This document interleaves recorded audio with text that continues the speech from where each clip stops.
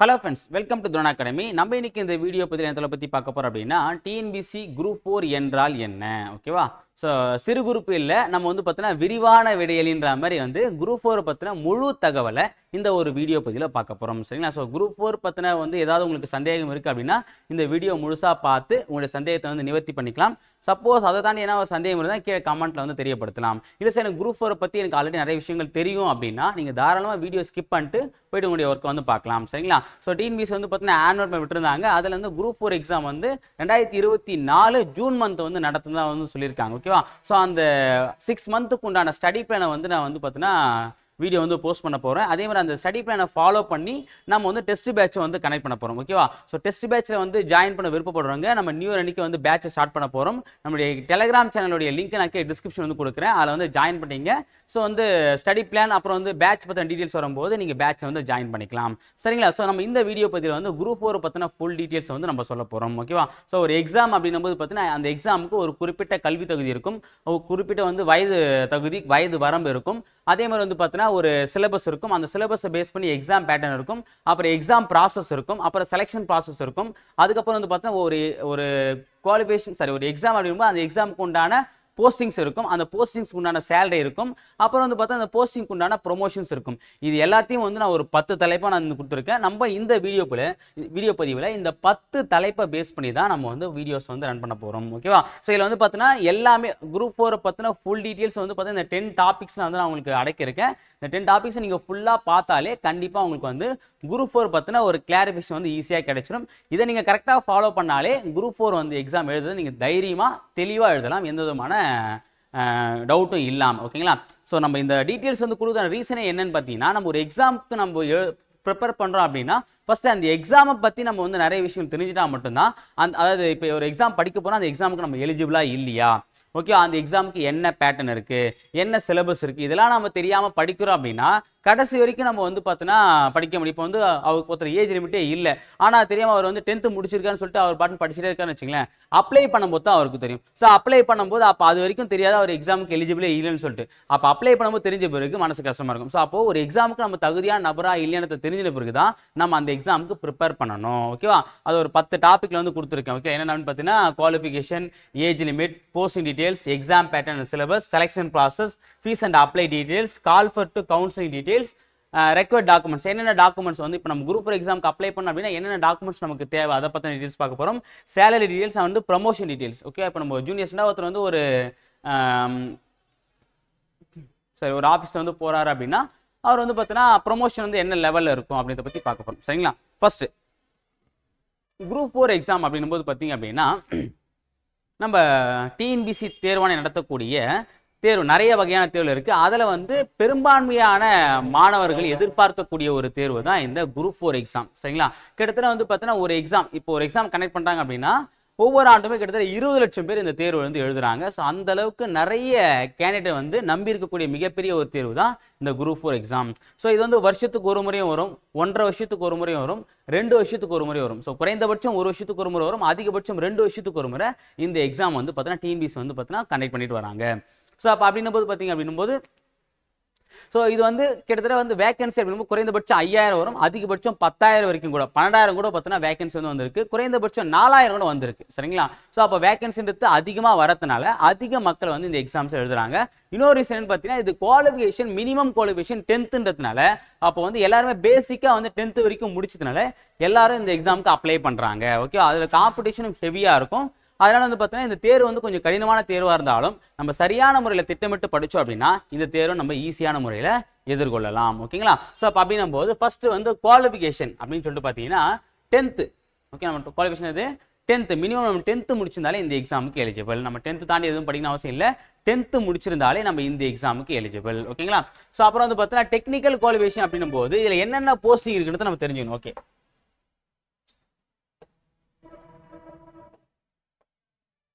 Okay இப்போ வந்து பார்த்தீங்கன்னா ஏஜ் லிமிட் அந்த போஸ்டிங் தான் ஸோ என்னென்ன போஸ்டிங்னா VAO அப்புறம் JA ஜூனியர் அசிஸ்டன்ட் அப்புறம் வந்து டைப்பிஸ்ட் அப்புறம் வந்து ஸ்டெனோ டைப்பிஸ்ட் அப்புறம் வந்து பார்த்தீங்கன்னா ஸ்டோர் கீப்பர் அப்புறம் வந்து பில் கலெக்டர் ஸோ இது எல்லாமே இருக்கக்கூடிய போஸ்ட். இப்போ விஓ அப்படின்னு பார்த்தீங்கன்னா வில்லேஜ் அட்மினிஸ்ட்ரேட்டிவ் ஆஃபீஸர் அப்படின்னு சொல்லுவாங்க. ஓகே, கிராம நிர்வாக அலுவலர், கிராமத்தின் நிர்வாக நீதிபதி அழைக்கக்கூடிய ஒரு ஆஃபீஸர் லெவல் ஒரு ஒரு போஸ்டிங் தான் பார்த்தீங்கன்னா விஓ போஸ்ட். ஸோ நிறைய பேர் வந்து பார்த்தீங்கன்னா அவங்களுடைய ஃபர்ஸ்ட் சாய்ஸ் என்னவா இருக்குன்னா விஓ தான். அதுக்கப்புறம் தான் ஜூனியர் ஸ்டெனோ வந்து சாய்ஸை வந்து சூஸ் பண்ணுவாங்க. அதுக்கப்புறம் அது கிடைக்கலனா டைப்பிஸ்ட், ஸ்டெனோ டைப்பிஸ்ட் அப்படின்ற அப்புறம் வந்து போவாங்க. சரிங்களா? ஸோ இது வந்து பார்த்தீங்கன்னா விஓன்றது டாப் லெவல் நம்ம போஸ்ட்டே வந்து சொல்லலாம். அடுத்து வந்து ஜூனியர் அசிஸ்டன்ட் அப்படிங்கும்போது ஜேனா ஜூனியர் அசிஸ்டன்ட் சொல்லுவாங்க, இளநிலை உதவியாளர். ஓகேவா? அது நம்ம தமிழக அரசு அலுவலகங்களில் இருக்கக்கூடிய கடைநிலை ஊழியர்களை ஒருத்தர் தான் வந்து பார்த்தீங்கன்னா ஜூனியர் அசிஸ்டன்ட் சொல்லக்கூடிய இளநிலை உதவியாளர். இவங்க எல்லா டிபார்ட்மெண்ட் இருப்பாங்க. ரெவென்யூ டிபார்ட்மெண்ட் இருப்பாங்க, ரூரல் டெவலப்மெண்ட் டிபார்ட்மெண்ட் இருப்பாங்க, ரிஜிஸ்ட்ரேஷன் டிபார்ட்மெண்ட் இருப்பாங்க, போலீஸ் டிபார்ட்மெண்ட் இருப்பாங்க, அக்ரிகல்ச்சர் டிபார்ட்மெண்ட் இருப்பாங்க, அப்புறம் வந்து எப்படி சொல்றது சிவில் சப்ளை போன்ற நிறைய டிபார்ட்மெண்ட்ல இந்த ஜூனியர்ஸ் வந்து இருக்காங்க. ஸோ அதனால தான் வந்து வேக்கண்ட்டும் இதில் வந்து அதிகமாக இருக்குது. அடுத்து வந்து பார்த்தா டைப்பிஸ்ட். ஸோ டைப்பிஸ்ட் இப்போ வந்து விஓக்கும் ஜூனியர்ஸுக்கு வந்து நம்ம வந்து 10th முடிச்சிருந்தாலே எலிஜிபிள். வேறு எதுவும் நம்ம எக்ஸ்ட்ரா படிக்கணும் அவசியம் கிடையாது. இந்த 2 போஸ்ட்டுக்கும் நம்ம 10th முடிச்சிருந்தாலே எலிஜிபிள். ஓகேங்களா? இதுவே நம்ம வந்து டைப்பிஸ்ட் ஸ்டெனோ டைப்பிஸ்ட் அப்படின்னு பார்த்தீங்கன்னா இதுக்கு வந்து டெக்னிக்கல் குவாலிஃபிகேஷன் இருக்குது. இதுக்கு என்னது டெக்னிக்கல் குவாலிஃபிகேஷன் இருக்குது. ஓகேவா? ஸோ டெக்னிக்கல் குவாலிஃபிகேஷன் என்ன டைப்பிங் முடிச்சிருக்கணும். ஓகேவா? இப்போ நீங்கள் டைப்பிஸ்ட்டாக போகிறீங்க அப்படின்னும் போது அதாவது சீனியர் கேடர். ஓகேவா? போத் தமிழ் அண்ட் இங்கிலீஷில் சீனியர் பண்ணியிருக்கணும். சீனியர் அல்லது ஹையர்னு சொல்லக்கூடிய ஒரு சர்டிஃபிகேட். ஓகேவா? இது வந்து ஒரு சர்டிஃபிகேட் கோர்ஸ்னும் போது இது வந்து நம்ம அங்கீகரிக்கப்பட்ட தட்டச்சு நிலையங்களில் வந்து போயிட்டு நம்ம வந்து பார்த்தீங்கன்னா 1 year அல்லது 2 years வந்து பார்த்தீங்கன்னா ப்ராக்டிஸ் பண்ணால் மட்டும் தான் வந்து நம்ம பண்ண முடியும். இது வந்து பார்த்தீங்கன்னா தமிழ் அண்ட் இங்கிலீஷ் ரெண்டுத்துலையுமே வந்து பார்த்தீங்கன்னா ஹையர் பண்ணவங்க டைப்பிஸ்ட் எலிஜிபிள்.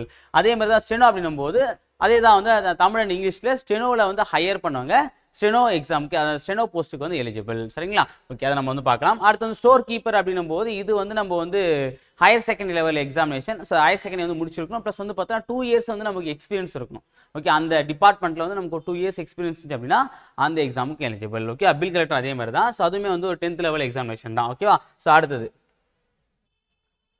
வந்து பார்த்தீங்கன்னா ஏஜ் லிமிட் அப்படின்னும் போது இந்த விஓ தவிர்த்து மீதி எல்லா எக்ஸாமுக்குமே மினிமம் ஏஜ் லிமிட் பார்த்தீங்கன்னா 18 வயசு. விஓ தவிர்த்து மற்ற எல்லா எக்ஸாமுக்கும் எவ்வளோ 18 வயசு பூர்த்தி அடைஞ்சிருந்தாலே நம்ம வந்து குரூப் 4 எக்ஸாமுக்கு எலிஜிபிள். ஒரு நபர் 10 வயசு அதாவது 10வது முடிச்சிட்டாரு, 18 வயசு அவர் கம்ப்ளீட் ஆயிடுச்சு அப்படின்னா அவர் வந்து பார்த்தீங்கன்னா குரூப் 4 எக்ஸாமுக்கு எலிஜிபிள். ஆனால் விஓக்கு எலிஜிபிள் இல்லை. ஏன்னு பார்த்தீங்கன்னா விஓக்கு நீங்கள் அப்ளை பண்ண அப்படின்னா உங்களுக்கு வயசு 21 முழுமையடைஞ்சிருக்கும். 21 வயசு பூர்த்தி அடைந்தவங்க மட்டும் விஓ போஸ்ட்டுக்கு எலிஜிபிள். 18 வயசே கம்ப்ளீட் ஆயிருக்கு அப்படின்னா நீங்கள் ஜூனியர்ஸ் டைப்பிஸ்ட் எல்லாத்துக்குமே வந்து எலிஜிபிள். ஓகே, விஓக்கு மட்டும் 21 வயசு வந்து பூர்த்தி அடைஞ்சிருக்கணும். ஓகேங்களா? ஸோ அடுத்தது அப்போ வந்து ஏஜ் லிமிட். ஓகே சார், இப்போ வந்து பார்த்தீங்கன்னா அதிகபட்ச வயது வரம்பு இருக்குல்ல அப்படின்னா இருக்குது. ஓகேவா? ஸோ அதிகபட்ச வயது வரம்பு இருக்குது. அது வந்து சப்போஸ் ஒருத்தர் 10th மட்டும் தான் முடிச்சிருக்காரு. ஓகே, அது 10th மட்டும் தான் முடிச்சிருக்காரு அப்படின்னா அவருக்கு வந்து பார்த்தீங்கன்னா வயது வரம்பு இருக்குது. ஓகேங்களா? ஓசி கேட்டகரி இல்லாமல் இருந்து. ஓகே, நான் அது வந்து கிளியராக வந்து பார்த்தீங்கன்னா அந்த நோட்டிஃபிகேஷன் வச்சு எக்ஸ்பிளைன் பண்ணுறேன். ஒரு நிமிஷம் வெயிட் பண்ணுங்கள்.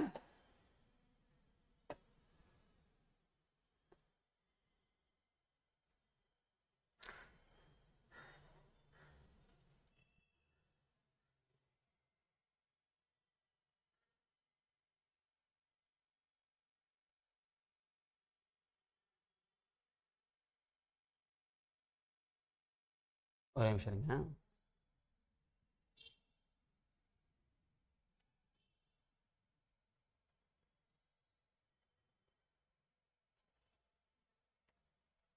Okay, Tamil Nadu public service commission. ஓகேங்களா? ஸோ வந்து டிஎன்பிசி வந்து பார்த்தீங்க அப்படின்னா குரூப் 4 எக்ஸாமுக்கு நோட்டிஃபிகேஷன் வந்து இந்த மாதிரி வந்து ஒரு பிடிஎஃப் தான் வந்து கொடுப்பாங்க. ஸோ அந்த பிடிஎஃப்ல தான் வந்து எல்லா டீட்டெயில்ஸுமே இருக்கும். ஓகேவா? அந்த எக்ஸாமுக்கு உண்டான எக்ஸாம் பேட்டர்ன் என்ன, சிலபஸ் என்ன, அப்புறம் வந்து பார்த்தீங்க அப்படின்னா யாரெல்லாம் அப்ளை பண்ணணும், ஏஜ் லிமிட் என்ன, அப்புறம் எஜுகேஷனல் குவாலிஃபிகேஷன் முதற்கொண்டு எல்லாத்தையுமே வந்து அழகாக கொடுத்துருப்பாங்க. இதை வச்சு நான் உங்களுக்கு இப்போ எக்ஸ்பிளைன் பண்ணுறேன். ஓகேங்களா? ஸோ இது வந்து பார்த்தீங்கன்னா போன வருஷம் விட்ட ஒரு நோட்டிஃபிகேஷன். அதாவது 30/3/2022 போன வருஷம் விட்ட ஒரு நோட்டிஃபிகேஷன். இதில் வந்து பார்த்தீங்கன்னா இதுக்கு என்ன பேர் சொல்லுவாங்கன்னா combined civil service examination group 4 அப்படின்னு சொல்லிட்டு சொல்லுவாங்க. ஓகேவா? ஓகே, இதில் வந்து பார்த்தீங்கன்னா என்னென்ன வேகன்சிலாம் நம்ம இந்த வேகன்ட்டை வந்து நம்ம ஆல்ரெடி பார்த்தாச்சு. ஓகே ஓகே, வில்லேஜ் அட்மினிஸ்ட்ரேஷன்லாம் விஓ போஸ்ட். ரெண்டாவது வந்து பார்த்தீங்கன்னா ஜூனியர்ஸ்னு வந்து சொல்லியிருந்தோம். இதே ஜூனியர்ஸ்ல நான் செக்யூரிட்டின்னு சொல்லுவாங்க. அதாவது நான் செக்யூரிட்டி பெரிய விஷயம் இல்லை. இது நம்ம வேலைக்கு போயிட்ட பிறகு வந்து பார்த்தீங்கன்னா இப்போ வந்து பார்த்தீங்கன்னா இப்போ நான் செக்யூரிட்டி இல்லை செக்யூரிட்டி அப்படிங்கும்போது பார்த்தீங்கன்னா நம்ம என்ன பண்ணோம் அப்படின்னா ஒரு பர்டிகுலர் அமௌண்ட்டு வந்து நம்ம பேமெண்ட் பண்ணுற மாதிரி இருக்கும். ஓகே, அதேமாதிரி வந்து கீழே கொடுத்துருக்காங்க. ஒன்றும் இல்லை, அந்த அமௌண்ட்டு திருப்பி கொடுத்துருவாங்க நமக்கு. என்னன்னா அது வந்து பணம் சம்பந்தமான வேலையா இருக்கு அப்படின்னா அதுக்கு வந்து நம்ம வந்து ஒரு 2000 3000 கட்டிடணும், அதுக்கப்புறம் அதை நம்ம வாங்கிக்கலாம். ஓகேவா? ஸோ அது வந்து பார்த்தீங்கன்னா அது வந்து பெரிய விஷயம்லாம் கிடையாது, காசு கொடுத்து போகிறவெல்லாம் கிடையாது. அது வந்து நார்மலாக வந்து நம்ம கவர்மெண்ட் இருக்கக்கூடிய ரூல்ஸ் அண்ட் ரெகுலேஷன், மற்றபடி வந்து செக்யூரிட்டி நான் செக்யூரிட்டியில் பெரிய டிஃப்ரெண்ட்லாம் ஒன்றும் கிடையாது. ஸோ அதனால் அதை பற்றி யாரும் வந்து ஃபீல் பண்ண வேண்டாம். செக்யூரிட்டிக்கு நான் செக்யூரிட்டிக்கும் ஒன்றும் பிரச்சனை இல்லை. ஒரு 2000 3000 வந்து அமௌண்ட் வந்து நம்ம கட்டிட்டு அதை டெபாசிட் பண்ணிட்டு அப்புறம் வாங்கிக்கிற மாதிரி இருக்கும், அவ்வளோதான். சரிங்களா? சரி, ஓகே. அடுத்து வந்து பார்த்தீங்கன்னா பில் கலெக்டர், அப்புறம் டைப்பிஸ்ட், அடுத்து வந்து ஸ்டெனோ டைப்பிஸ்ட், அடுத்து வந்து ஸ்டோர் கீப்பர். ஓகேவா? ஸோ இந்த 7 போஸ்ட் வந்து குரூப் 4ல வந்து விட்டுருக்காங்க போன வருஷம். பொதுவாக வந்து பார்த்தீங்கன்னா இந்த 7 போஸ்ட் விடுவாங்க, வருஷம் 7 போஸ்ட் விடுவாங்கன்றது நம்ம சொல்ல முடியாது. ஆனால் கண்டிப்பாக 4 போஸ்ட் விடுவாங்க. VAO, junior assistant, typist, steno typist, இந்த 4மே ஒவ்வொரு வருஷமே கண்டிப்பாக வந்து விடக்கூடிய ஒரு போஸ்ட் தான். ஓகேங்களா? சரி, ஓகே. சரி, வந்து பார்த்தீங்க அப்படின்னா ஓகே குவாலிஃபிகேஷன் அப்படிங்கும்போது விஓக்கு வந்து என்ன குவாலிஃபிகேஷன், ஏஜ் குவாலிஃபிகேஷன் பார்த்தீங்க அப்படின்னா குறைந்தபட்சம் வந்து 21 வயசு வந்து என்ன பண்ணிருக்கணும், கம்ப்ளீட் பண்ணிருக்கணும். நான் சொன்ன பார்த்தீங்களா, விஓக்கு மட்டும் 21 வயசு வந்து கம்ப்ளீட் பண்ணிருக்கணும். ஓகேவா? அதிகபட்ச வயது வரம்பு அப்படின்னும் போது இங்கே அதர்ஸ் அப்படின்னா யார் சொல்றாங்கன்னா ஓசியை சொல்றாங்க. அதர்ஸ் யார் சொல்றாங்க? ஓசியை சொல்றாங்க. ஓசிக்கு வந்து 32 வயசுக்கு மேலே இருக்கக்கூடாது, 32 வயசு பூர்த்தி எலிஜிபிள், 32 வயசுக்குள்ள இருக்கணும். ஓகேவா? அதுக்கு மேலே இருந்தால் அவங்க எலிஜிபிள் கிடையாது. ஓகேவா? இதே வந்து ஓசியை தவிர்த்து மற்ற category SC, SCA, ST, MBC, BC, BC Muslim, இவங்க எல்லாருமே 42 வயசு வரைக்கும் இந்த எக்ஸாம் வந்து எழுதலாம். ஓகேவா? ஸோ இது வந்து பொதுவாக 30 40 தான் கொடுத்துருந்தாங்க. இந்த கொரோனா டைமில் வந்து பார்த்தீங்கன்னா 2 வருஷம் எக்ஸ்டெண்ட் பண்ணாங்க. ஓகேவா? அது இன்ன வரைக்கும் இருக்குமானது நமக்கு தெரியாது. இந்த அடுத்த வருஷம் நோட்டிஃபிகேஷன் வரும்போது தான் அந்த 2 வருஷம் தளர்வு இருக்கா இல்லைன்னு நம்ம வந்து சொல்ல முடியும். ஆனால் போன வாட்டி வந்து கொடுத்தா 2 வருஷம் வந்து பார்த்தீங்கன்னா தளர்வு கொடுத்துருந்தாங்க. ஓகேவா? ஸோ அதனால வந்து 42 கொடுத்துருக்காங்க. இதுக்கு மேலே வந்து 40 30 தான் இருந்துச்சு. ஓகேவா? இது வந்து யாருக்குன்னா சார் 10th மட்டும் முடிச்சிடும் பார்த்தீங்கன்னா அவங்களுக்கானது. ஓகேவா? ஸோ இங்கே கொடுத்த நம்பர் அதர்ஸ்னா யார் அப்படின்னா இந்த SC, SCA, ST, MBC, DC இவங்க எல்லாமே தவிர்த்து வரக்கூடியவங்க அப்படின்னு அர்த்தம். ஓகேவா? அடுத்தது மற்ற போஸ்ட் அப்படிங்கும்போது பார்த்தீங்கன்னா அதாவது விஓ தவிர்த்து இருக்கக்கூடிய ஜூனியர் அசிஸ்டன்ட்டு, அப்புறம் வந்து பார்த்தீங்கன்னா bill collector, typist, steno typist, இது எல்லாத்துக்குமே இதுதான். இவங்களுக்கு என்னன்னு பார்த்தீங்கன்னா குறைந்தபட்ச வயது வரம்பு 18 வயசு. எவ்வளோ? 18 வயசு பூத்திருந்தாலே இந்த எக்ஸாமுக்கு எலிஜிபிள். ஓகேங்களா? இதுவே எஸ்சி கேட்டகரியாக இருக்காங்க, அவங்க 10th தான் முடிச்சிருக்காங்க. ஓகே, 10th தான் முடிச்சிருந்து எஸ்சி கேட்டகரியாக இருக்காங்க அப்படின்னா அவங்க 37 வயசு வரைக்கும் எலிஜிபிள். ஓகேவா? இது வந்து எம்பிசி, பிசி கேட்டகரியாக இருக்காங்கன்னா 34 வயசு வரைக்கும் எலிஜிபிள். இதுவே வந்து ஓசி கேட்டகரியாக இருக்காங்க அப்படின்னா அவங்க 32 வயசு வரைக்கும் எலிஜிபிள். ஓகேவா? இது வந்து பார்த்தா அந்த 2 வருஷம் எக்ஸ்டெண்ட் பண்ணதுனால இல்லை அப்படின்னா 30 32 35 தான் இருக்கும். சரிங்களா? இது வந்து நம்ம இந்த வருஷத்தை வந்து பார்க்கலாம். அதிகபட்சம் அது என்ன சொல்லுவாங்கன்னு நமக்கு தெரியாது. ஏன்னா அது வந்து போன வருஷம் 2022 வந்து கொரோனா வந்து 2 வருஷம் கொடுத்தாங்க. இப்போவே அந்த 2 வருஷம் போனதுனால இப்போ கொடுப்பாங்களா மாட்டாங்கன்னு நமக்கு தெரியல. அதை பற்றி நம்ம வந்து கால்ஃபர் வந்தால் தான் நமக்கு அதை பற்றின விஷயங்கள் தெரியும். ஓகேவா? ஸோ இது எல்லாமே வந்து சார் நான் 10th வரைக்கும் படிச்சிருக்கேன் சார் அப்படின்னா மட்டும்தான். ஓகேவா? 10th வரைக்கும் படிச்சுனா மட்டும்தான். ஓகேவா? இப்போ ஓசி கேட்டகரியாக இல்லாமல் ஒருத்தர், நான் சொல்கிறது நல்லா கவனிச்சு, இதான் ரொம்ப முக்கியமானது. ஓகேவா? இப்போது நான் இப்போ வந்து ஒரு எஸ்சி கேட்டகரின்னு வச்சுக்கலாமே. ஓகேவா? இல்லை நான் வந்து ஒரு எஸ்டி கேட்டகரி வச்சுக்கலாம். இப்போ நான் ஒரு எஸ்டி கேட்டகரியாக இருக்கேன், எனக்கு வயசு வந்து 40. எனக்கு வந்து வயசு வந்து 40. ஓகேவா? நான் வந்து 10th முடிச்சிருக்கேன் அப்படின்னா நான் இந்த எக்ஸாமுக்கு எலிஜிபிள் கிடையாது. ஓகேங்களா? ஏன்னா 30 வயசு எண்டு முடிஞ்சு போச்சு. ஓகேவா? இதே நான் வந்து ஒரு எஸ்டி கேட்டகரி, நான் 10th மட்டும் இல்லாமல் +2 படிச்சிருக்கேன். ஓகே, +2 படிச்சிருக்கேன், இல்லை டிப்ளமோ படிச்சிருக்கேன். +2 கூட நான் டிப்ளமோ படிச்சிருக்கேன். ஓகேவா? வயசு 40. நான் இப்போ இந்த எக்ஸாமுக்கு எலிஜிபிள் கேட்டேன், எலிஜிபிள். எப்படின்னு கேட்டிங்கன்னா நீங்கள் 10th வரைக்கும் முடிச்சிருந்தா மட்டும்தான், அதாவது 10th மட்டும் முடிச்சிருந்து நீங்கள் ஓசி கேட்டகரியை தவிர்த்து மற்ற ஏதாவது கேட்டகரி பிசியாவோ, எம்பிசியாவோ, எஸ்சியாவோ, எஸ்டியாவோ, அப்புறம் வந்து பார்த்தீங்கன்னா எஸ்சியாவோ, எந்த ஓசியை தவிர்த்து மற்ற கேட்டகரியாக இருந்து நீங்கள் 10th மட்டும் இல்லாமல் அதை விட ஒரு அதிகபட்ச போஸ்ட், அதாவது அதிகபட்ச கல்வி தகுதியை பெற்றிருக்கீங்க, diploma, 12th, PUC, degree, double degree எது பண்ணியிருந்தாலும் உங்களுக்கு ஏஜ் லிமிட் கிடையாது. ஏஜ் லிமிட் கிடையாதுன்னா 100 வயசு, எங்கள் பாட்டிக்கு 100 வயசு, அவங்க எழுதலாமா கேட்டிங்கன்னா 100 வயசு வரைக்கும் எலிஜிபிள் கிடையாது. ஓகேவா? ஏன்னா ரிட்டையர்மெண்ட் ஏஜ் எவ்வளோ? 60. அப்போ 60 வயசு வரைக்கும் நீங்கள் இந்த எக்ஸாம் எழுதலாம். அதான் வந்து சொல்லியிருப்பாங்க. ஓகேவா, அதர்ஸ் மட்டும் எலிஜிபிள் கிடையாது, மீதி எல்லாமே கொடுத்து பாருங்க. No maximum age limit for applicants belong to SC, SCA, ST, MBC, DCBC, BCM and district widow for all caste who passes a general education qualification which is higher than the minimum general education qualification who has passed PUC. Okay, அந்த காலத்துல PUC ன்னு சொல்லுவாங்க பார்த்தா, PUC, HSC, diploma, degree. ஓகேவா, அதாவது பார்த்தீங்கன்னா அவங்க கொடுத்த 10th மினிமம் குவாலிஃபிகேஷனை விட ஏதாவது ஒரு அதிகபட்ச பதவி, அதாவது பியூசியாவோ +2ஆவோ டிகிரியாவோ டிப்ளமோ படிச்சிருக்கீங்க அப்படின்னா நீங்கள் வந்து ஓசி கேட்டகரியாக இல்லாமல் மற்ற கேட்டகரியாக இருக்கீங்க அப்படின்னா உங்களுக்கு மேக்ஸிமம் ஏஜ் லிமிட் கிடையாது. நீங்கள் 60 வயசு வரைக்கும் எக்ஸாம் எழுதலாம். ஓகேங்களா, ஸோ அதை நம்ம கிளியர் பண்ணிக்கணும். அதான் வந்து கொடுத்துருப்பாங்க. மற்றபடி மீதி எல்லாமே உங்களுக்கு தெரிஞ்ச விஷயம் தான். ஸோ எக்ஸ் சர்வீஸ்மேன் அப்படின்னும் போது பார்த்தீங்கன்னா அவங்களுக்கு அதிகபட்ச வயது வந்து பார்த்தீங்கன்னா 55. ஓகேவா, அதிகபட்சம் 55. யாரு எம்பிசி, பிசி, எஸ்சி, எஸ்டியாக இருந்தாங்கன்னா 55 வயசு வரைக்கும் எலிஜிபிள். இதுவே அவங்க வந்து பார்த்தீங்க அப்படின்னா ஓசி கேட்டகரி இருக்காங்க அப்படின்னா 50 வயசு வரைக்கும் எலிஜிபிள். ஓகேவா, அதே மாதிரி வந்து ஆதரவற்ற விதவைக்கு, ஓகேவா, person with benchmark disability, sorry physically challenge person அப்படின்னும் போது பார்த்தீங்கன்னா அவங்களுக்கு வந்து என்ன பண்ணுறாங்க 10 இயர்ஸ் வந்து பார்த்தீங்கன்னா பண்ணுறாங்க அந்த ஏஜ் ரிலாக்ஸ் வந்து 10 இயர்ஸ் வந்து எக்ஸ்ட்ராவே கொடுக்குறாங்க. ஓகேவா, இப்போ 10th தான் முடிச்சிருக்காரு. ஓகேவா, 10th முடிச்சிருக்காரு. அவர் வந்து பார்த்தீங்கன்னா இப்போ வந்து என்ன சொல்லலாம் பிசியா இருக்காரு அப்படின்னா 34 வயசா, அப்போ 34 வயசு அப்படின்னும் போது அப்போ 10 வருஷம் 44 வயசு வரைக்கும் அந்த எக்ஸாம் எழுதலாம். ஸோ அதான் வந்து இங்கே சொல்ல வராங்க 10 வருஷம் வந்து எக்ஸ்டெண்ட் பண்ணுறாங்க. ஓகேவா, 10th வரைக்கும் முடிச்சிருந்தா 10th தாண்டி படிச்சா அவங்க 60 வயசு வரைக்கும் எலிஜிபிள், அது வந்து பிரச்சனை இல்லை. ஃபார் அதர் பர்சன் இதெல்லாமே பார்த்தாச்சு. அப்புறம் எஜுகேஷன் குவாலிஃபிகேஷன் அப்படின்னும் போது விஓக்கு என்ன சொல்லி நம்ம ஆல்ரெடி சொல்லிட்டோம், விஓக்கு வந்து பார்த்தீங்கன்னா 10th முடிச்சிருந்தாலே எலிஜிபிள். ஓகேங்களா, அதே தான் வந்து ஜூனியர் ஸ்டூடெண்ட்டுக்கு வந்து பார்த்தீங்கன்னா நம்ம 10th முடிச்சிருந்தாலே okay. Junior student bill collector எல்லாத்தையுமே வந்து பார்த்தீங்கன்னா 10th முடிச்சு must passes minimum general education qualification. Okay, SSLC நம்ம முடிச்சிருந்தாலே விஓஓ, பில் கலெக்டர், அப்புறம் வந்து ஜூனியர்ஸ் இந்த எக்ஸாமுக்கு எலிஜிபிள். ஓகேவா, டைப்பிஸ்ட் அப்படின்னும் போது ஸோ டைப்பிஸ்ட் அப்படின்னா நம்ம என்ன பண்ணோம் அப்படின்னா 10th முடிச்சிருக்கணும். கூடவே என்ன பண்ணோம் டைப்பிங் வந்து பார்த்தீங்கன்னா போத் ஹையர் இருக்கும். ஓகே, போத் ஹையர் வந்து பார்த்தீங்க அப்படின்னா தமிழ் அண்டு இங்கிலீஷ் ரெண்டுத்துலையுமே ஃபர்ஸ்ட் தமிழ் தான் மெயின். தமிழ் அண்ட் இங்கிலீஷில் ரெண்டுத்துலையுமே வந்து சீனியர் கேடரை வந்து நம்ம பண்ணியிருக்கணும். டைப்பிங்கில் பண்ணியிருந்தீங்க அப்படின்னா நீங்கள் இந்த டைப்பிஸ்ட் எக்ஸாமுக்கு எலிஜிபிள். ஓகேவா, இதிலே வந்து ப்ரியாரிட்டி கொடுத்துருப்பாங்க 3 ப்ரியாரிட்டி. என்ன அப்படின்னா ஃபர்ஸ்ட் ரெண்டுத்துலையுமே ஹையர் பண்ணவங்களுக்கு ப்ரியாரிட்டி. ரெண்டுத்துலையுமே ஹையர் பண்ணவங்க தகுதியான நபர் இல்லை அப்படின்னும் போது ஏதாவது ஒன்று ஹையர், ஏதாவது ஒன்றுன்றது என்ன அப்படின்னா தமிழ் ஹையர், இங்கிலீஷ் லோயர் பண்ணவங்க 2வது எலிஜிபிள். 3வது வந்து பார்த்தீங்கன்னா இங்கிலீஷ் ஹையர், தமிழ் லோயர் பண்ணவங்க 3வது கேட்டகரி தான் கொடுத்துருப்பாங்க. ஃபர்ஸ்ட் வந்து பார்த்தா ரெண்டுமே போத் ஹையர் பண்ணுவாங்க, கிரேட் தமிழ் அண்ட் இங்கிலீஷ், அல்லது higher senior cadre in Tamil and lower junior cadre in English. இது செகண்ட் டைப்.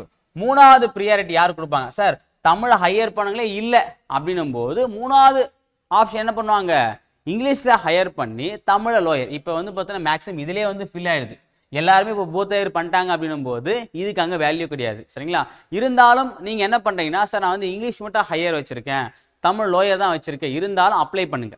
ரெண்டுத்துலையும் ஹையர் இருந்தால் தான் அப்ளை பண்ணுறது கிடையாது. ரெண்டுத்துல ஏதாவது ஒரு ஹையர் இருந்தால் கூட நீங்கள் டைப்பிஸ்ட்டுக்கு அப்ளை பண்ணலாம், நீங்கள் டைப்பிஸ்ட்டுக்கு எலிஜிபிள், அதை தெரிஞ்சுங்க. ஓகேவா, இதே தான் ஸ்டெனோக்கும் அதே 10th முடிச்சிருக்கணும். அப்புறம் வந்து பார்த்தா அந்த ஸ்டெனோ டைப்பிங்கில் வந்து பார்த்தீங்க அப்படின்னா 2 போத் ஹையர் இருக்கணும் ஃபர்ஸ்ட் ப்ரியாரிட்டி. அப்புறம் என்ன பண்ணுவோம் தமிழில் வந்து ஹையர், இங்கிலீஷில் வந்து லோயர் இருக்கணும், இது செகண்ட் ப்ரியாரிட்டி.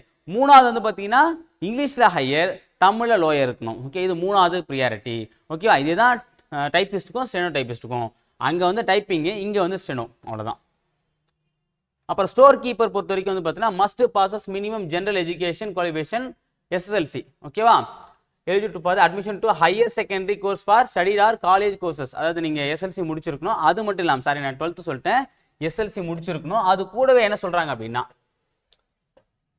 என்ன பண்ணோம் அப்படின்னா experience in the maintenance of store accounts for a period of not less than 2 years.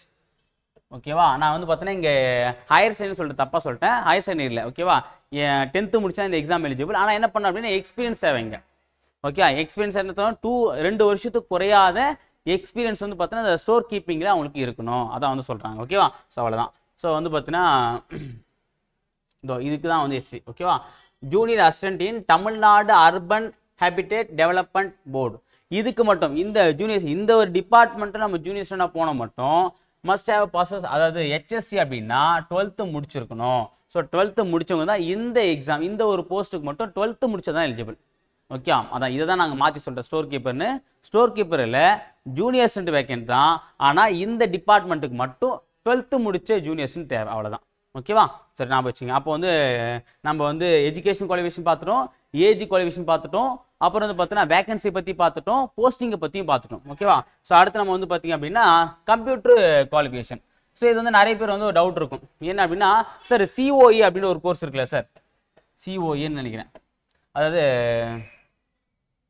Computer on office automation அப்படின்னு சொல்லுவாங்க. ஓகே, அந்த சிஓஏ அந்த ஒரு எக்ஸாம் வந்து பார்த்தீங்கன்னா கவர்மெண்ட் நடத்தக்கூடிய அந்த கம்ப்யூட்டர் எக்ஸாம்ஸை நம்ம வந்து கிளியர் பண்ணி வைக்கணும். ஓகேவா? அது வந்து இப்போ வந்து மஸ்ட் ஆக்க போகிறாங்க. குரூப் 4ல் போகிற எல்லாருமே இந்த சிஓஏ பண்ணணும்னு சொல்லிட்டு சொல்லியிருந்தாங்க. இது குரூப் 4ல் போகிற எல்லாரும் பண்ணணும் அவசியம் கிடையாது. அதாவது டைப்பிங்கும் ஸ்டெனோ டைப்பிங்கும் பண்ணுறாங்க பார்த்தீங்களா, அவங்களுக்கு இது கண்டிப்பாக பண்ணியிருக்கணும். டைப்பிங்கும் ஸ்டெனோ டைப்பிங்கும் வந்து பண்ணியிருக்காங்க பார்த்தீங்கன்னா, அதில் வந்து போகிறாங்க பார்த்தீங்களா, அவங்க இந்த சிஓஏ கோர்ஸை பண்ணியிருக்கணும். சப்போஸ் பண்ணலை அப்படின்னாலும் கவலை இல்லை, நல்லா தெரிஞ்சுங்க. சார் இப்போ நான் வந்து டைப்பிங் முடிச்சிருக்கேன், நான் டைப்பிஸ்ட் வந்து ஜாப் போகலாமா, நான் சிஓஏ பண்ணலை அப்படின்னா கவலை இல்லை, நீங்கள் சிஓஏ பண்ணலைனாலும் டைப்பிஸ்ட் ஆகிடலாம். ஆனால் டைப்பிஸ்ட் ஆகிட்டு உங்களுக்கு ப்ரொபேஷன் டிக்ளேர் ஆகிறதுக்குள்ள, ஓகேவா, அந்த ப்ரொபேஷன் டிக்ளேர் ஆகிறதுக்கு அது 2 வருஷம், அந்த 2 வருஷத்துக்குள்ளே என்ன பண்ணணும், நீங்கள் சிஓஏ கோர்ஸை வந்து பார்ட் டைமாக முடிச்சிடணும். அதான் வந்து சொல்கிறாங்க. ஓகேவா? ஒன்று அப்ளை பண்ணதுக்குள்ளே முடிச்சிடலாம், அதாவது வேலைக்கு போகிறதுக்குள்ளே முடிச்சிடலாம், இல்லையா வேலைக்கு போன கொஞ்சம் டைம் கொடுப்போம், அந்த டைமுக்குள்ளே முடிச்சிடணும், அவ்வளோதான். சரியா? அதான் சிஓஏ கோர்ஸ்.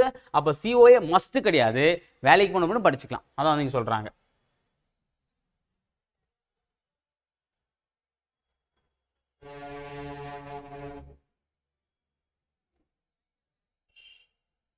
அதை சொல்லாங்க பாருங்க. அதாவது if selected they should acquire the qualification within the period of their probation. அதாவது சப்போஸ் நீங்க வந்து சிஓஏ முடிக்கலனாலும் எலிஜிபிள் தான், ஆனா என்ன பண்ணோம், ப்ரொபேஷன் டிக்ளேர் ஆகிறதுக்குள்ள நீங்க அந்த சிஓஏ கோர்ஸை முடிச்சிருக்கணும், அதான் வந்து சொல்றாங்க. அடுத்தது அதே மாதிரி வந்து தமிழ்ல நாலேஜ் இருக்கணும், அதுதான் நம்ம தமிழ் தகுதி தேர்வு வைக்கிறாங்க, அது நமக்கு தெரியும், பிரச்சனை இல்லை. அப்புறம் பிசிக்கல் ஃபிட்னஸ், இது பிசிக்கல் ஃபிட்னஸ் வந்து பார்த்தீங்கன்னா அப்ளை பண்ணும்போது தாண்டி என்ன பண்ணோம் அப்படின்னா இது வந்து நம்ம எவ்வளோ ஹைட் இருக்கும், எவ்வளோ வெயிட் இருக்கும் அப்படின்னு சொல்லிட்டு டாக்டர் கிட்ட வாங்கக்கூடிய அந்த ஃபிசிக்கல் ஃபிட்னஸ் சர்டிஃபிகேட். ஓகே, இதுக்காக நம்ம வந்து ரன்னிங் ஜம்பிங்லாம் ஒன்றும் அவசியம் கிடையாது, நம்ம உடம்பு என்ன கண்டிஷன் இருக்குன்றத சொல்கிறது. டாக்டர் வந்து ஒரு சீட் கொடுப்பாரு, ஓகே ஃபிசிக்கலி ஃபிட்னஸாக தான் இருக்கான், இவன் வந்து பார்த்தோன்னா வேலை செய்வாங்க அப்படின்றத சொல்கிறது, வேற ஒன்றும் கிடையாது. ஓகேவா? ஸோ இந்த சர்டிஃபிகேட்ஸ் வந்து பிரச்சனை இல்லை, பெரிய விஷயம் இல்லை, அவ்வளோதான். கேஷ் செக்யூரிட்டி, ஸோ மொத்தம் இந்த செக்யூரிட்டி கேஷ் செக்யூரிட்டி கொடுத்துறாங்க பாருங்க, ஃபார் விஓ போஸ்ட் ஒன்லி. இது வந்து நம்ம செக்யூரிட்டி அப்படின்னும் போது பார்த்தீங்கன்னா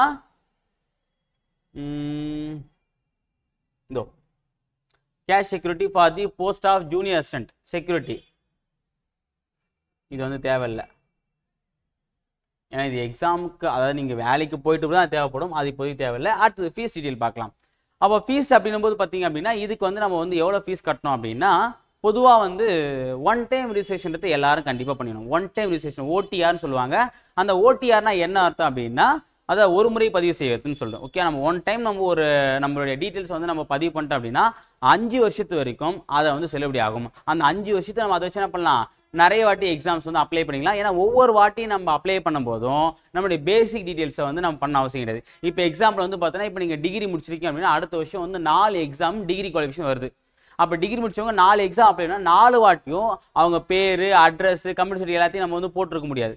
ஸோ அப்போ என்ன, நம்மளுடைய பேசிக் டீட்டெயில்ஸ் வந்து ஆல்ரெடி அதிலே ஃபில் ஆகிட்டு இருக்கும், அதை நம்ம வந்து 5 வருஷத்துக்கு ஸ்டோர் பண்ணி வச்சுக்கலாம். இப்போ நம்ம எந்த எக்ஸாம் அப்ளை பண்ணுமோ அதுக்குண்டான குவாலிஃபிகேஷன் சர்டிஃபிகேட் மட்டும் நம்ம எக்ஸ்ட்ரா ஆட் பண்ணி போட்டால் போதும். ஓகே, இதுதான் வந்து பார்த்தீங்கன்னா அந்த ஒன் டைம் ரிஜிஸ்ட்ரேஷன். ஓகே, இந்த ஒன் டைம் ரிஜிஸ்ட்ரேஷனுக்கு அந்த 5 வருஷத்துக்கு எவ்வளோ அமௌண்ட் வாங்குறாங்க அப்படின்னா 150 ரூபா. சரிங்களா?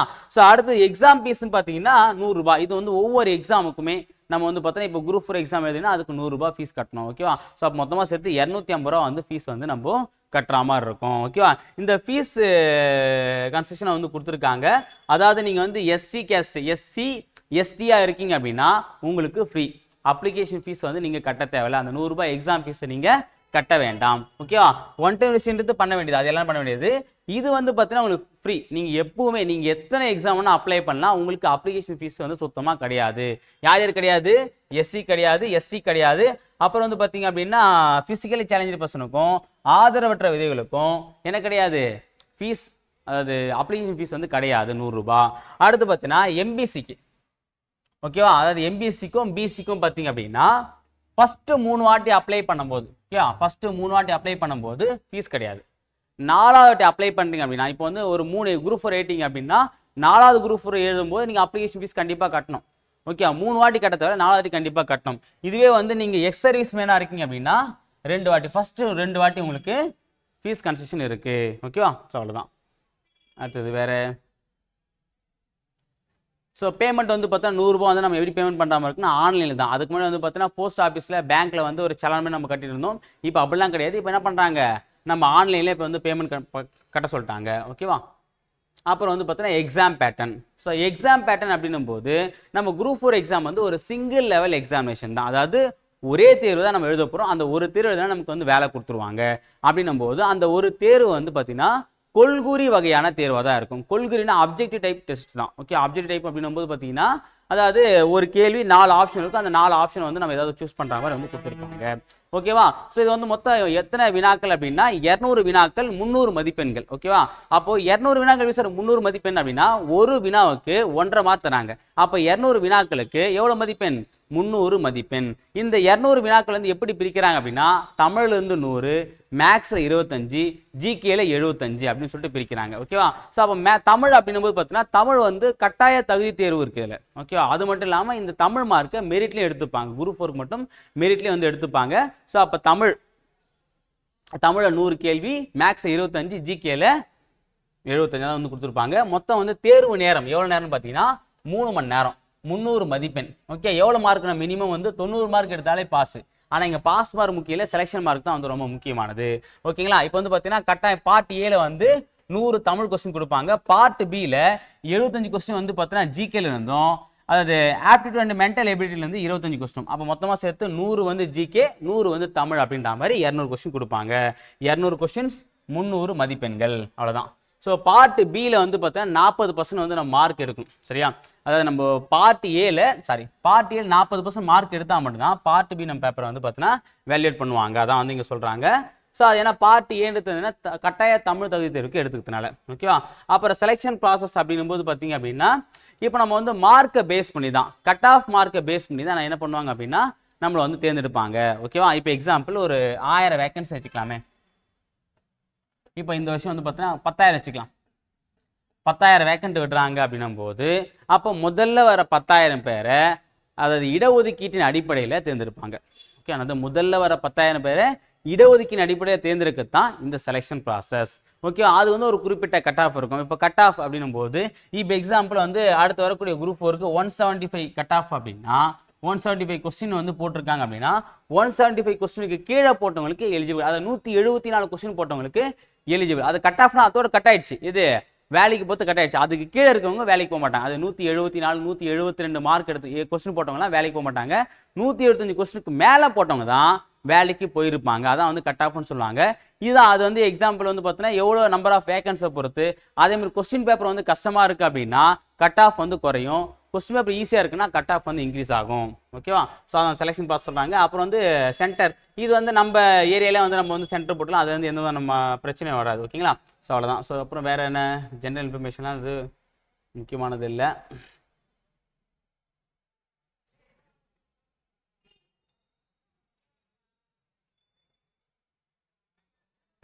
அவ்வளோதான்.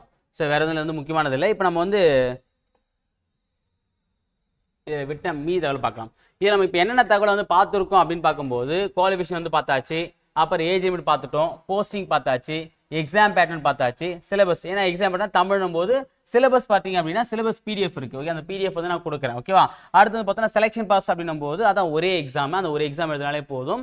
கட் ஆஃப் மார்க்கை பேஸ் பண்ணி எடுக்கிறான்றது நம்ம பார்த்தாச்சு. அடுத்த ஃபீஸ் வந்து பார்த்தீங்கன்னா நம்ம என்ன பண்ணுவோம், ஒன் டைம் ஃபீஸ் ப்ளஸ் வந்து பார்த்தீங்கன்னா அப்ளிகேஷன் ஃபீஸ் மொத்தம் 250 ரூபா வாங்குறாங்க. அது யார் இருக்குது ஃப்ரீன்றதை வந்து நம்ம பார்த்தாச்சு. அப்புறம் இது நம்ம பார்க்கலாம். அடுத்து வந்து பார்த்தீங்கன்னா ரெக்கார்ட் டாக்குமெண்ட். ஓகே, நமக்கு என்னென்ன டாக்குமெண்ட் தேவைன்றது ரொம்ப முக்கியமான விஷயம். ஸோ அப்போ டாக்குமெண்ட் அப்படின்னு பார்த்தீங்கன்னா இந்த டாக்குமெண்ட் நம்மகிட்ட இருக்கணும். ஓகேவா? என்ன டாக்குமெண்ட் பார்க்கும்போது ஃபர்ஸ்ட் ஆதார் கார்டு இருந்தால் தான் இந்த எக்ஸாமுக்கு அப்ளை பண்ண முடியும். ஓகேவா? எங்கே போனாலும் ஆதார் கார்டுன்ற மாதிரி ஃபர்ஸ்ட் ஆதார் கார்டு, ஒரு மொபைல் நம்பர் கண்டிப்பாக நம்மகிட்ட இருக்கணும். அது இருந்தால் தான் நம்ம வந்து ஒன் டைம் ரிஜிஸ்ட்ரேஷன் அப்ளை பண்ணவே முடியும். ஓகேவா? ஸோ அப்போ ஆதார், ஒரு மெயில் ஐடி, அதுவும் ரொம்ப முக்கியமானது. ஒரு மெயில் ஐடி உங்களுக்கு கிரியேட் பண்ணி வச்சுங்க. அதேமாதிரி உங்களுடைய மொபைல் நம்பர் ஒன்று வந்து கான்ஸ்டன்ட், அதாவது கரெக்டான ஒரு மொபைல் நம்பர் வந்து இல்லை பர்மனெண்ட்டான மொபைல் நம்பர் வச்சுங்க. உங்களுடைய ஆதார் கார்டு, அந்த ஆதார் கார்டில் உங்கள் பேர் எல்லாமே கரெக்டாக இருக்கான்றதை மேட்ச் பண்ணி பார்த்துங்க. ஓகேவா? இல்லையா அப்படின்னா ஆதார் கார்டில் தயவுசெய்து போய் சேஞ்ச் பண்ணிங்க. ஓகேவா? உங்கள் சர்டிஃபிகேட்டில் வந்து உங்கள் நேம், உங்கள் டேட் ஆஃப் பர்த் எப்படி இருக்கோ அது மாதிரி தான் ஆதார் கார்டில் இருக்கணும். அதுக்கேற்ற மாதிரி மாற்றி வந்து இப்போவே சேஞ்ச் பண்ணி வச்சுங்க. அதுக்கப்புறம் எக்ஸாம் கிட்ட போகும்போது மிஸ்மேட்ச் ஆகுது, அப்படி ஆகுது இப்படி ஆகுதுன்னு சொல்லிட்டு புலம்பிட்டு இருக்காதீங்க. ஓகேவா? ஸோ அந்த ஆதார் கார்டு உங்களுடைய மார்க் ஷீட் எல்லாத்துலேயுமே வந்து நேமு, டேட் ஆஃப் பர்த் இது எல்லாமே வந்து சரியாக இருக்கணும். நேமு, அப்பா பேர், அப்புறம் டேட் ஆஃப் பர்த். ஓகேவா? ஸோ இது எல்லாமே கரெக்டாக எல்லாத்தையும் மேட்ச் ஆனிச்சு அப்படின்னா தான். ஏன்னா கவுன்சிலிங் போகும்போது சர்டிஃபிகேட் வெரிஃபிகேஷன் பண்ணும்போது பார்த்தீங்கன்னா மிஸ்மேட்ச் ஆகுது அப்படின்னா என்ன பண்ணுவாங்க, நம்ம தேவையில்லாத அங்கே வந்து நமக்கு சங்கடத்தை உள்ளாக்குவாங்க. ஸோ அதனால் இப்போவே எல்லாத்தையும் செக் பண்ணி வச்சுங்க. என்னென்ன டாக்குமெண்ட் தேவை அப்படின்னா ஃபர்ஸ்ட் எஜுகேஷன் குவாலிஃபிகேஷன் உண்டான டாக்குமெண்ட்ஸ். ஓகேவா? நீங்கள் 10th முடிச்சிங்கன்னா 10th mark sheet TC, இல்லையா 12th முடிச்சுன்னா 12th மார்க் ஷீட், டிகிரி முடிச்சுன்னா degree mark sheet. Degree mark sheet எல்லாமே வச்சுன்னு அவசியம் இல்லை. ப்ரொவிஷன் கொடுத்துருப்பாங்க. ப்ரொவிஷனுக்கு அப்புறம் வந்து ஃபஸ்ட்டு கான்வெகேஷன் கொடுத்துருப்பாங்க. கான்வெகேஷன் சர்டிஃபிகேட் இருக்கும். ஓகேவா? அதாவது நம்ம வந்து பட்டமளி கொடுத்துருவோம் பார்த்தீங்கன்னா அது இருக்குது அப்படின்னா அதை வச்சுக்கலாம். அது இல்லை அப்படின்னா ப்ரொவிஷன் கண்டிப்பாக நீங்கள் டிகிரி முடிச்சாலே அந்த ப்ரொவிஷன் சர்டிஃபிகேட் கொடுப்பாங்க. இது ரெண்டுத்தில் ஏதாவது ஒன்று நீங்கள் அப்ளை பண்ணாலே போதும். ஓகே? அப்படின்னா ஓவரால் மார்க் ஷீட் வச்சு கூட நீங்கள் அப்ளை பண்ணிக்கலாம். ஓகேவா? ஸோ அப்போ டிகிரினும் போது நீங்கள் எம்எஸ்சி படிச்சு எந்த டிகிரியாக இருந்தாலும் அந்த சர்டிஃபிகேட் வச்சுருந்தா போதும். ஓகேவா? ஸோ அடுத்து வந்து பார்த்தீங்கன்னா டெக்னிக்கல் சர்டிஃபிகேட் அப்படின்னும் போது நீங்கள் டைப்பிங் முடிச்சிங்கன்னா அதுக்குண்டான அந்த சீனியர் கேடர் டைப்பிஸ்ட். ஓகே? அதாவது தமிழ் அண்ட் இங்கிலீஷ் பண்ணிருக்கீங்க அந்த கேடர் சர்டிஃபிகேட் வந்து இருக்கணும். ஸ்டெனோ அப்படின்னா அதே தான். ஸ்டெனோ வந்து அந்த போத் சர்டிஃபிகேட் வந்து வச்சிருக்கணும். அடுத்து வந்து கம்யூனிட்டி சர்டிஃபிகேட் அப்படின்னும் போது பார்த்தீங்கன்னா நீங்கள் என்ன கம்யூனிட்டியோ அந்த கம்யூனிட்டி பேஸ் பண்ணி சர்டிஃபிகேட் வந்து கண்டிப்பாக உங்களுக்கு இருக்கணும். இப்போ ரீசெண்டாக எடுத்து தான் வந்துச்சு அப்படின்னா இன்னும் பெரிய விஷயம் தான். ஓகேவா? பழசு வச்சுனா பிரச்சனை இல்லை. ஓகேவா? இருந்தால் நீங்கள் புதுசு வாங்கி வச்சிங்கன்னா ப்ராப்ளம். ஏன்னா இப்போ நீங்கள் அப்ளை பண்ணாலே 2 வாரத்தில் குறைந்தபட்சம் 1 வாரத்திலே வந்து பார்த்தீங்கன்னா உங்கள் வீட்டுக்கே வந்து அமுச்சு விட்ருவாங்க. ஏன்னா இப்போ நீங்கள் ஃபோன்லேயே கூட டவுன்லோட் பண்ணி எடுத்துக்கலாம். அந்தளவுக்கு வந்து இப்போ சிஸ்டம் வந்து வந்துடுச்சு. ஸோ அப்போ கம்யூனிட்டி சர்டிஃபிகேட் நீங்கள் அப்ளை பண்ண மட்டும் ஒரே விஷயம். ஓகேவா? இது பாய்ஸுக்கு மேக்ஸிமம் பிரச்சனை வரும். ஏன்னா பாய்ஸ் அப்படின்னும் போது அப்பா பேஸ் பண்ணி தான் வாங்கியிருப்பாங்க. ஆனால் கேர்ள்ஸ் பொறுத்த வரைக்கும் ஹவுஸ் ஒய்ஃப், அதாவது கல்யாணம் ஆனவங்களுக்கு ஒரு பிரச்சனை வரும். என்ன அப்படின்னா ஹஸ்பண்டை பேஸ் பண்ணி சர்டிஃபிகேட் வாங்கிட்டு இருப்பாங்க. ஆனால் அந்த சர்டிஃபிகேட் இப்போ எலிஜிபிள் இல்லைன்றத சொல்லிட்டாங்க.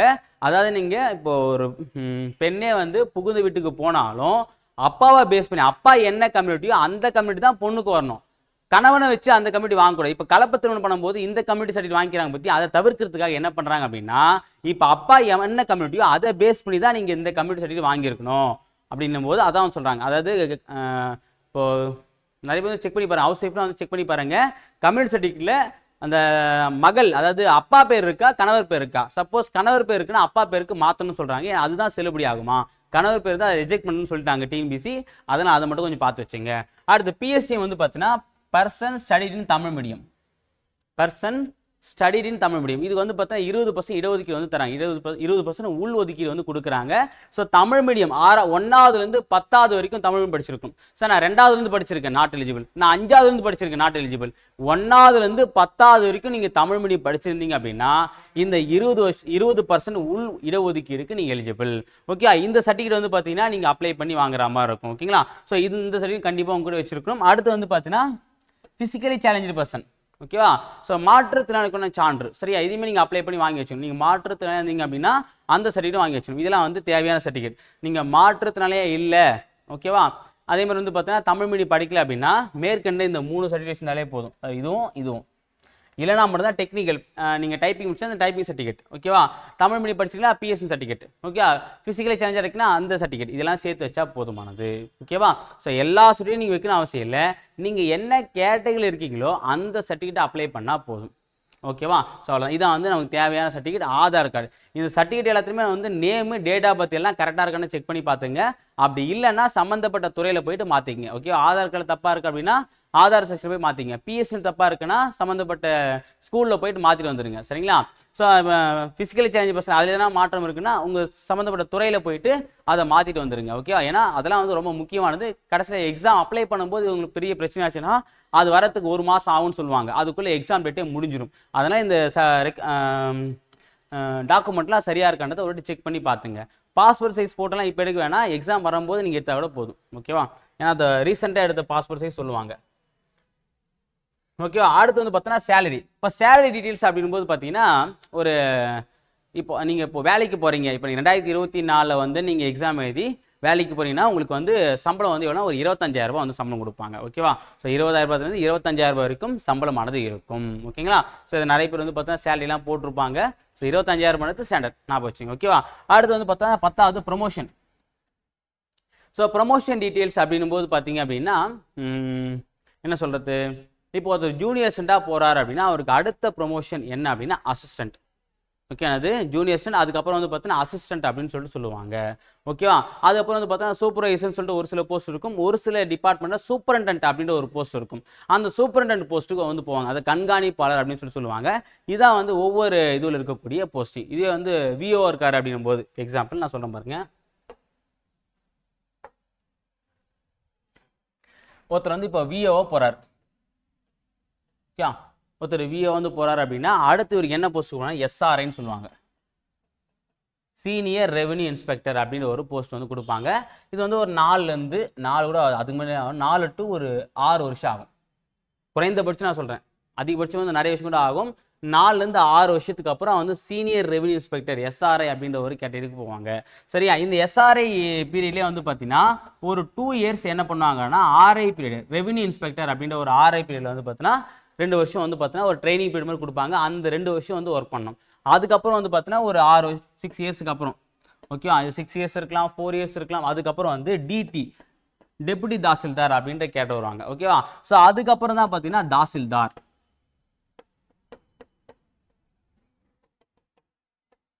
ஓகே, தாசில்தார் அப்படின்ற கேட்டு வந்து கொடுப்பாங்க. அதுக்கப்புறம் தாசில்தாருக்கு அப்புறம் வந்து பார்த்தீங்கன்னா நம்ம என்ன பண்ணலாம் அப்படின்னா அந்த சப் கலெக்டர் கேட்டு, அதுக்கப்புறம் கலெக்டர் அப்படின்ற மாதிரி போகும். சரிங்களா, ஸோ இதான் வந்து மேக்ஸிமம் ப்ரமோஷன் கேட்டகரி. இது வந்து பார்த்தீங்கன்னா விஓக்கு. ஓகேவா, இதே மற்ற டிபார்ட்மெண்ட்டுக்கு அப்படின்னும் போது ஜூனியர் அசிஸ்டன்ட், அங்கிருந்து வந்து பார்த்தீங்கன்னா அசிஸ்டன்ட், அதுக்கப்புறம் வந்து பார்த்தீங்க அப்படின்னா சூப்பர்டென்ட். ஓகேங்களா, ஸோ இந்த கேட்டகரியில் போவாங்க. இது வந்து டிபார்ட்மெண்ட் பொறுத்து மாறுபடும். ஒரு சில டிபார்ட்மெண்ட் வந்து பார்த்தீங்கன்னா 3 வருஷத்தில் ப்ரொமோஷன் வந்துடும். ஒரு சில டிபார்ட்மெண்ட்ல 6 வருஷம் ஆகும். ஒரு சில டிபார்ட்மெண்ட் 4 வருஷம் ஆகும். குறைந்தபட்சம் 4 வருஷத்தில் அசிஸ்டன்ட் ஆயிடுவாங்க. அந்த அசிஸ்டன்ட்லேருந்து சூப்பரண்ட் ஆகிறதுக்கு ஒரு 6 to 7 வருஷம். அது வந்து டிபார்ட்மெண்ட்டை பேஸ் பண்ணியிருக்கே தவிர, டிபார்ட்மெண்ட்டு வேக்கண்ட்டை பொறுத்தா இருக்கே தவிர, இத்தனை வருஷம் ஆகுன்றது நம்ம வந்து அக்யூரேட்டாக சொல்ல முடியாது. ஒரு யூகம் தான். சரிங்களா, ஸோ இது வந்து ப்ரொமோஷன் லெவல் இப்படி தான் வந்து இருக்கும். ஸோ ஜூனியர்ஸுக்கு அப்புறம் அசிஸ்டன்ட். இதுக்கு வந்து பார்த்தீங்கன்னா நம்ம என்ன பண்ணணும் அப்படின்னா ஜூனியர்ஸ் வந்து அசிஸ்டன்ட் ஆகிறதுக்குள்ள டிபார்ட்மெண்ட் எக்ஸாம்னு இருக்குது. அந்த டிபார்ட்மெண்ட் எக்ஸாம் கண்டிப்பாக எழுதணும். ஓகேவா, அது ஒவ்வொரு துறையை சார்ந்த டிபார்ட்மெண்ட் எக்ஸாம் இருக்கும். இப்போ எக்ஸாம்பிள் ரெவென்யூ டிபார்ட்மெண்ட் அப்படின்னா அதுக்கு வந்து ஒரு 4 எக்ஸாம் இருக்கும். ஓகேவா, ஸோ இது வந்து அக்ரிகல்ச்சர்னா அதுக்கு ஒரு எக்ஸாம்ஸ் இருக்கும். ஸோ அந்தந்த டிபார்ட்மெண்ட் ஓரியண்டாக ஒரு எக்ஸாம்ஸ் வந்து கனெக்ட் பண்ணுவாங்க. அந்த எக்ஸாம்ஸ் எழுதி நம்ம கிளியர் பண்ணணும். ஓகேவா, அந்த எக்ஸாம்ஸ் எழுதி நம்ம கிளியர் பண்ணிட்டு அதுக்கப்புறம் ட்ரைனிங் கொடுப்பாங்க. பவானி சேகர் ட்ரைனிங் அனுப்புவாங்க. அந்த பவானி சேகர் ட்ரைனிங்கை நம்ம முடிச்சிட்டோம் அப்படின்னா நம்ம அசிஸ்டன்ட் ஆகிடலாம். சரி, இதெல்லாம் முடியறதுக்கு கிட்டத்தட்ட பார்த்தீங்கன்னா ஒரு 2 வருஷம் ஆகிடும். 6 மாதத்துக்கு ஒரு முறை டிபார்ட்மெண்ட் எக்ஸாம் நடத்துவாங்க. ஓகேவா, அது ரொம்ப ஈஸி தான். டிஎன்பிசி எக்ஸாமே நம்ம கிளியர் பண்ணுற போது டிபார்ட்மெண்ட் எக்ஸாம் பெரிய விஷயமா இருக்காது. நம்ம ஈஸியாக வந்து கிளியர் பண்ணிடுவோம். அதே மாதிரி பவானி சாகர் ட்ரைனிங் வந்து என்ன பண்ணணும்னா நீங்கள் ஜூனியர்ஸ்லேருந்து அசிஸ்டண்டாக போனோம் அப்படின்னா அந்த ட்ரைனிங் வந்து கொடுப்பாங்க. ஒரு 50 நாள் கிட்ட ட்ரைனிங் இருக்கும். 50 நாள் இருக்கும். 2 மாதம் கிட்ட வச்சுக்கலாமே. அந்த ட்ரைனிங் போய் நீங்கள் கம்ப்ளீட் பண்ணிட்டு வந்துட்ட பிறகு நீங்கள் வந்து அந்த அசிஸ்டன்ட் பேனல் அந்த தகுதி பருவத்தில் சேர்ப்பாங்க. அப்புறம் வேக்கன்ட் வச்சு அவங்க அசிஸ்டண்ட்டாக வந்து போடுவாங்க. இதான் வந்து ப்ரமோஷன் ப்ராசஸ். ஓகேங்களா, சரி, ஓகே. இப்போ நம்ம வந்து பார்த்தீங்கன்னா உங்களுக்கு குரூப் 4 பற்றின எல்லா டீட்டெயிலுமே வந்து சொல்லிட்டேன். ஓகேவா, இப்போ எக்ஸாம்பிள் வந்து நம்ம இப்போ கால்ஃபர்லேருந்து கவுன்சிலிங் வந்து என்னென்ன ப்ராசஸ் ஆகுன்றதை நான் வந்து தெளிவாக வந்து சொல்லிடுறேன். ஓகேவா, இப்போ எக்ஸாம்பிள் வந்து நம்ம என்ன பண்ணலாம் அப்படின்னா நம்ம இப்போ 2024 ஆனுவல் பிளானரை பேஸ் பண்ணி வந்து நான் சொல்கிறேன். ஓகேவா, ஸோ 2020 ஆனுவல் பிளான் என்ன சொல்லியிருக்காங்க, ஜனவரி 2024 குரூப் 4 எக்ஸாமுக்கு உண்டான கால்ஃபர் அதாவது நோட்டிஃபிகேஷன் வந்து விடுறதான் வந்து சொல்லியிருக்காங்க. ஓகேங்களா, ஸோ நோட்டிஃபிகேஷன் போகிறது ஜனவரி மாதம். எப்போ நோட்டிஃபிகேஷன் வருது அப்படின்னும் போது அப்போ நோட்டிஃபிகேஷன் விட்ட உடனே என்ன பண்ணுவாங்க அப்படின்னா அதில் வந்து last date, okay, apply date,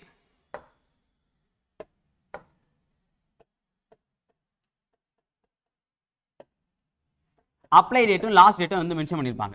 ஓகேவா, அதாவது வந்து பார்த்தீங்கன்னா இந்த மாதத்துக்கு இந்த தேதியிலேருந்து நீங்கள் அப்ளை பண்ண ஸ்டார்ட் பண்ணலாம். இந்த தேதிக்குள்ளே அப்ளை பண்ண சொல்லிட்டு ஒரு மாதம் டைம் தருவாங்க. இந்த அப்ளை டேட்டுக்கும் லாஸ்ட் டேட்டுக்கும் வந்து பார்த்தீங்கன்னா கேப் எவ்வளோ இருக்கும், 1 month இருக்கும். அந்த 1 monthக்குள்ளே என்ன பண்ணணும் அப்படின்னா அந்த எக்ஸாமுக்கு நீங்கள் அப்ளை பண்ணணும். தேவையான டாக்குமெண்ட்டை நீங்கள் அப்லோட் பண்ணி உங்கள் ஃபோட்டோ உங்கள் சிக்னேச்சர் எல்லாமே அப்லோட் பண்ணி நீங்கள் வந்து பார்த்தீங்கன்னா அப்ளை பண்ணுற மாதிரி இருக்கும். ஓகேவா, அதுக்கு என்னென்னு சர்டிஃபிகேட் சொன்னேன், ஃபோட்டோ, உங்களுடைய சிக்னேச்சர், அதுக்கப்புறம் மொபைல் நம்பர், ஒரு மெயில் ஐடி, அதுக்கப்புறம் வந்து பார்த்தீங்கன்னா ஆதார் கார்டு, அப்புறம் எஜுகேஷன் சர்டிஃபிகேட்டு, அப்புறம் வந்து பார்த்தீங்கன்னா கம்யூனிட்டி சர்டிஃபிகேட், இதெல்லாம் வந்து மஸ்ட்டு. ஓகே, அதுக்கப்புறம் வந்து பார்த்தீங்கன்னா நீங்கள் பிஎஸ் தமிழ் வழி படிச்சுன்னா பிஎஸ்சி சர்டிஃபிகேட்டு, நீங்கள் ஃபிசிக்கலி சேலஞ்ச் சர்டிஃபிகேட்டு, இதில் வந்து நான் அதாவது டெக்னிக்கல் குவாலிஃபிகேஷன் வச்சிருக்கேன் சார், டைப்பிங் சர்டிஃபிகேட்டு, ஸ்டெனோ இருக்குன்னா ஸ்டெனோ சர்டிஃபிகேட். ஓகேவா, இதே ஸ்டோர் கீப்பராக போகிறீங்க அப்படின்னா நீங்கள் 2 years எக்ஸ்பீரியன்ஸ் சர்டிஃபிகேட் வச்சுன்னா அதையுமே நீங்கள் அப்லோட் பண்ணுற மாதிரி இருக்கும். ஓகேவா, அதை வந்து கொடுத்துருப்பாங்க. அப்போ எல்லாமே நீங்கள் அப்லோட் பண்ணுற மாதிரி இருக்கும். எல்லா சர்டிஃபிகேட்டும் கண்டிப்பாக நீங்கள் வச்சுக்கணும்.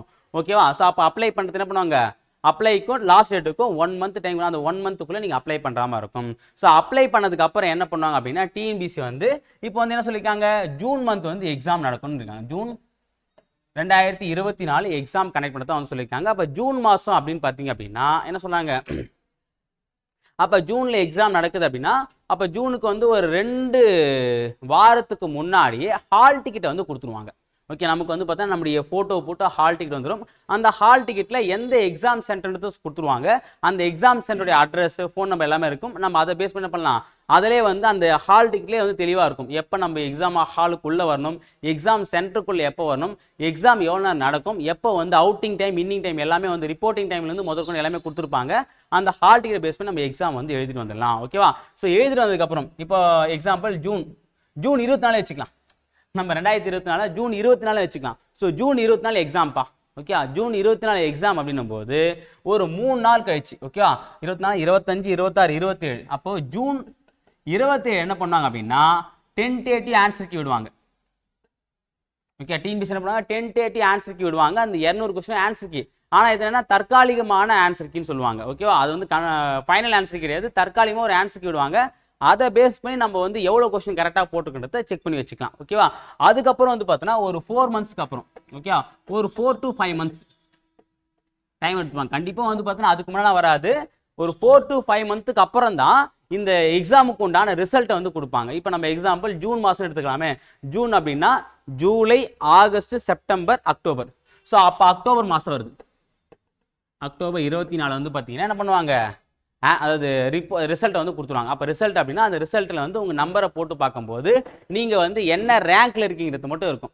ஓகேவா, நீங்கள் செலக்ட் ஆகிட்டீங்களா இல்லைன்னா இருக்காது. சரி, நான் தெரிஞ்சுங்க, உங்கள் ரேங்க் மட்டும் இருக்கும். அதாவது ஓவராலாக மொத்தமாக 20 லட்சம் பேர் இருப்பாங்க. அந்த 20 லட்சம் பேரில் நீங்கள் எத்தனாவது கேட்டகரி, எத்தனாவது ரேங்க்ல இருக்கீங்கன்னு இருக்கும்.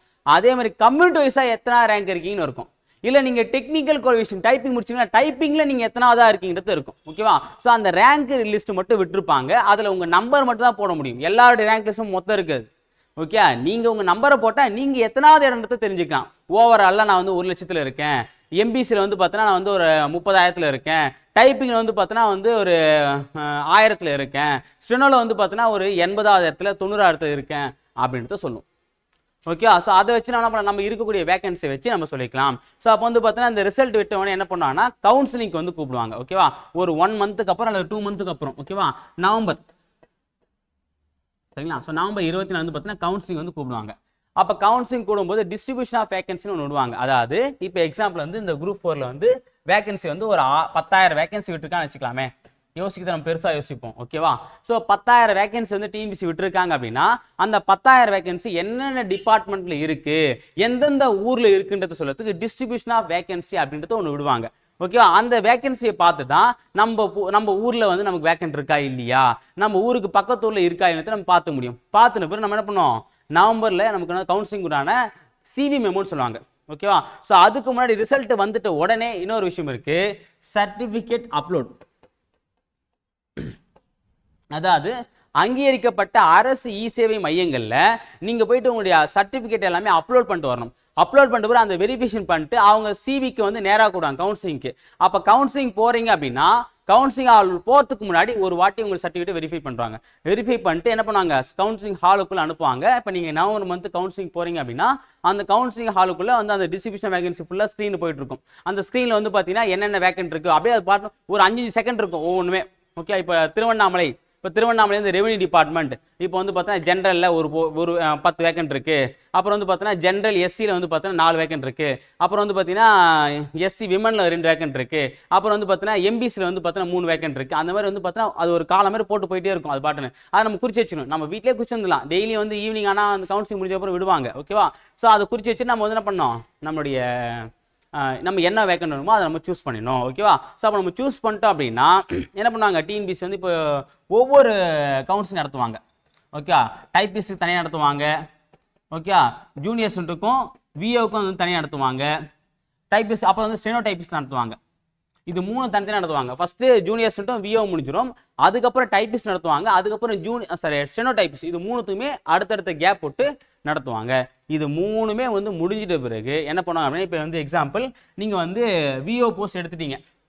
விஓ போஸ்ட் எடுத்துட்டீங்க அப்படின்னா இப்போ டிஎன்பிசி என்ன பண்ணுறாங்க, இப்போ நீங்கள் வந்து தஞ்சாவூர் மாவட்டத்தில் ஒரு விஓ போஸ்ட் எடுத்துட்டீங்க அப்படின்னா அப்போ என்ன பண்ணுவாங்க, அந்த டிஎன்பிசி என்ன பண்ணுவாங்கன்னா தஞ்சாவூர் மாவட்டத்துடைய மொத்த விஓவும் ஃபில் ஆகிட்ட பிறகு அந்த ரிப்போர்ட்டை என்ன பண்ணுவோம், டிஎன்பிசி ஆஃபீஸ்ல வந்து பார்த்தீங்கன்னா ஹெட் ஆஃபீஸ், அதாவது தஞ்சாவூர் ஹெட் ஆஃபீஸ் அப்படிங்கும்போது கலெக்டர் ஆஃபீஸ் அனுப்பாங்க. கலெக்டர் ஆஃபீஸ் வந்து பார்த்தீங்கன்னா ஆர்டி ஆஃபீஸ் அனுப்பி அந்தந்த கோட்டத்துக்கு அனுப்பி அந்தந்த விஓஸை அங்கே வந்து ஒரு கவுன்சிலிங் வச்சு அந்தந்த கிராமத்தை வந்து தேர்ந்தெடுத்து ஆல் பண்ணிடுவாங்க. ஸோ இதுதான் வந்து ப்ராசஸ். இது மாதிரி தான் ஒவ்வொரு டிபார்ட்மெண்ட்டும். ஸோ அப்போ டிஎன்பிசி வந்து பார்த்தீங்கன்னா ஆள் எடுத்துகிட்ட பிறகு மொத்தமாக வந்து செலக்ட் பண்ணிட்ட பிறகு என்னென்ன டிபார்ட்மெண்ட்டுக்கு தேவையோ அந்தந்த டிபார்ட்மெண்ட்டுக்கு ஆள் அமைச்சிருவாங்க. அதே மாதிரி உங்கள் கையிலும் ஒரு அப்பாயின்மெண்ட் ஆர்டர் வந்து பார்த்தீங்கன்னா அப்பயே கொடுத்துருவாங்க. சரி, அந்த கவுன்சிலிங் போயிட்டு வந்தவொடனே அந்த அப்பாயின்மெண்ட் ஆர்டரும் கையிலே இருக்கும். ஒரு 10 நிமிஷம் போய் உட்கார போனாங்க, உடனே வந்து உங்கள் பேர் கூப்பிட்டு கொடுத்துருவாங்க. அது வந்து உண்மையிலே வந்து ஒரு ப்ரௌடான மூமெண்ட்டாக இருக்கும். உண்மையிலே வந்து பார்த்தீங்கன்னா அது வந்து ரொம்ப ஒரு சந்தோஷமான விஷயமா இருக்கும். நான் வந்து கரெக்டாக ஒரு 3:50 தான் வந்து பார்த்தீங்கன்னா போயிட்டு கவுன்சிலிங் வந்து அட்டன் பண்ணும்போது பார்த்தீங்கன்னா கரெக்டாக வந்து 4 மணிக்குள்ளே என் கையில் வந்து அப்பாயின்மெண்ட் ஆகும். கரெக்டாக 10 நிமிஷம் தான். 4 மணிக்கு பார்த்தீங்கன்னா பேர் கூப்பிட்டு இருந்தாங்க போங்க அப்பாயின்மெண்ட் சரம் கொடுத்துறாங்க. அப்படியே பொசுக்குன்னு முடிஞ்சு போச்சு. என்னடா அது கிட்டத்தட்ட ஒரு 1.5 வருஷம் 2 வருஷம் உழைப்பு ஒரே ஒரு செகண்டில் வந்துடும். சரியா, அதெல்லாம் வந்து உண்மையிலே வந்து ஒரு நல்ல மூமெண்ட்டாக இருக்கும்.